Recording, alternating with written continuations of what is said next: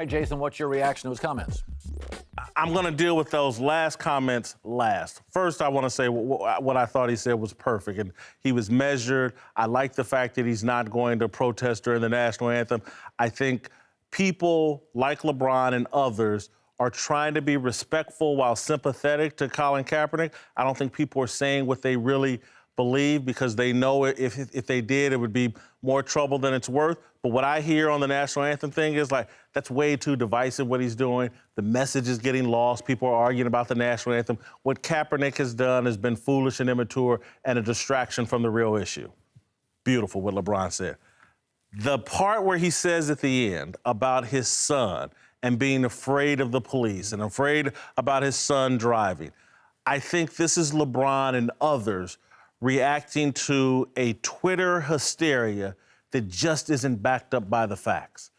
If you're a parent and you have a teenage child, go run the numbers and look at the stats on drinking and driving in teenagers. About 8 a day die, teenagers, from drinking and driving.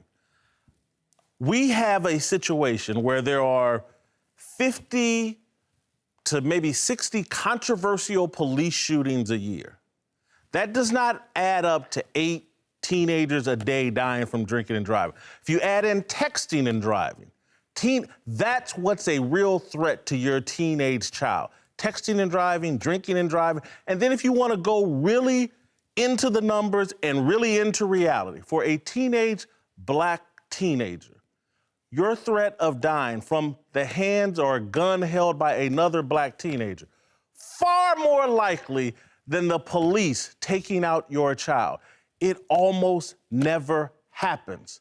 And so there's this Twitter hysteria that's been created where everybody has to factor what they say, thinking about how Twitter's gonna react. And Twitter has convinced everyone, oh, your child's in jeopardy if they're out driving, the police may kill him. It's just not true. Well, first of all, I have not lived the black experience, but I've lived the parental experience. And your fears as a parent with your child are different than any other fears I have. I don't think you can synthesize parental fears down to stats. You can't. My concerns about my kids getting in cars. My daughter was at a concert this weekend. They're not rational. I can't go to sleep. I can't go to sleep. I wait till she's up. I'm nervous the whole night. All the worst things in the world go through my mind. If black parents in America, and there have increasingly through technology been more and more and more videos, the numbers may not tell you they're in danger, but the images do. And parents can be, myself included, very fearful with their children.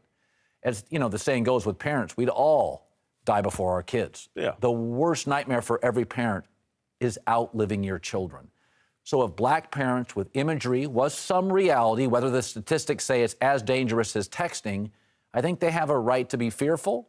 I think there are images increasing and in America today with 24/7 media and social media that make black parents more fearful than the statistics say they should be, but reasonably fearful considering it's their children.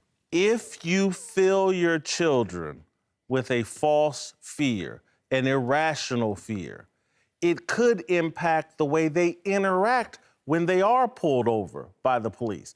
They could act with an irrational fear that if they just understood the reality, they would not act with. But you have to also remember, social media has also given us this. We see bigotry. I can go to my Twitter feed. And in 5 minutes, I will see the kind of bigotry that is so repulsive that I find myself on a daily basis blocking people. So as more and more people can go to social media, and again, whatever the stats say, that increases the fear among black parents. Their son on Twitter or Facebook posts a message and sees these vile, repulsive messages back. And I think we're talking about fear in children.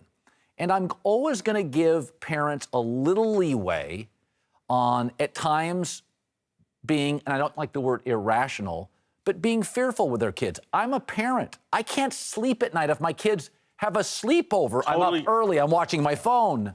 If we are controlled by irrational fear, that's how we end up, and I'm going to go real big picture here, but that's how we end up invading countries when there are no weapons of mass destruction, when we get led around by irrational fear. That's how mistakes happen.